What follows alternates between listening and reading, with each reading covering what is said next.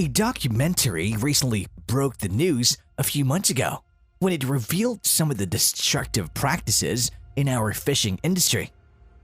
How devastating are the effects of various kinds of fishing? How terribly the fishing industry is killing our environment? Welcome back to Documentary Recap. In today's video, we'll be going through a documentary film about the environmental impact of fishing titled Seaspiracy from the year 2021.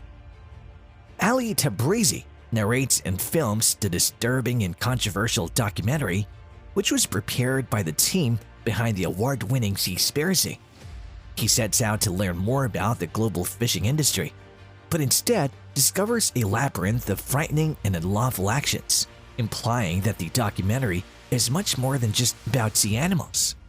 The documentary begins by reminding us that the ocean is home to 80% of all life on Earth, making the havoc humans are wreaking on this environment all the more frightening.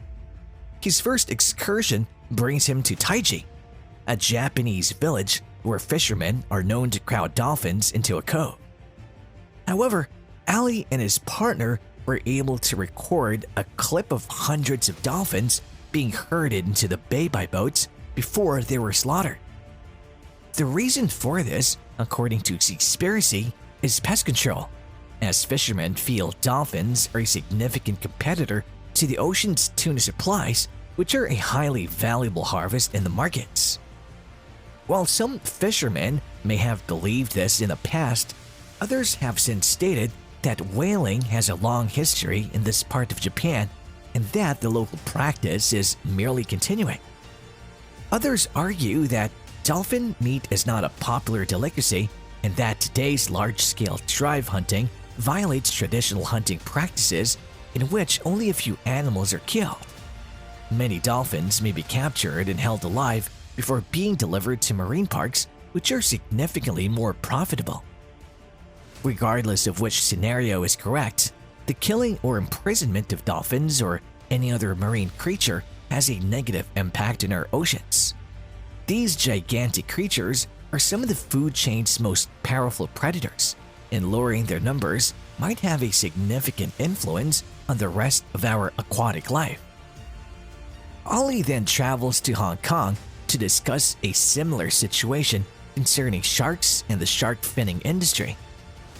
In some regions of Asia, a bowl of shark fin soup can cost up to $100 and is considered a prestige symbol. As he neared the fish markets and docks, he was once again requested to put all cameras away because they did not want their operations exposed. Shark finning, or the practice of removing a shark's fin while it's still alive, is prohibited in most nations, but it's still practiced in the Pacific and Indian Oceans. Sharks are an important aspect of our ocean ecosystems as top apex predators. If sharks go extinct, the prey they normally consume will be able to thrive indefinitely, consuming all the prey below them until the prey population collapses, forcing the new top predators to go hungry and decrease as well. Seaspiracy presents the provocative claim that we should be terrified of no sharks living in the ocean, not of sharks that live in the ocean. Per year, about 10 people are killed by sharks, yet 11,000 to 13,000 sharks are killed by humans every hour, many of them as bycatch. The documentary then carries on to discuss plastic, but from an angle that we don't typically hear.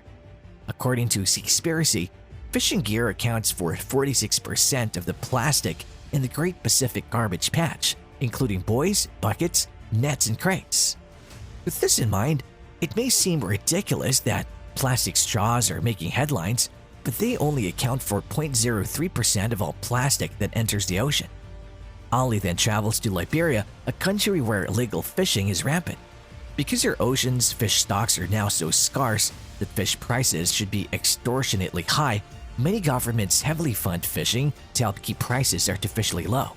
In fact, the United Nations estimates that $35 billion per year is spent on fishing subsidies around the world, the same amount as would be required to eradicate world hunger. Fish aquaculture is one of the last topics addressed in Seaspiracy. Fish farming is frequently assumed to be a long-term solution. However, it looks to be far from ideal. Fish farms now supply 50% of our fish, but many of them are operated by multi-billion-dollar corporations that are quite good at restricting the amount of information given.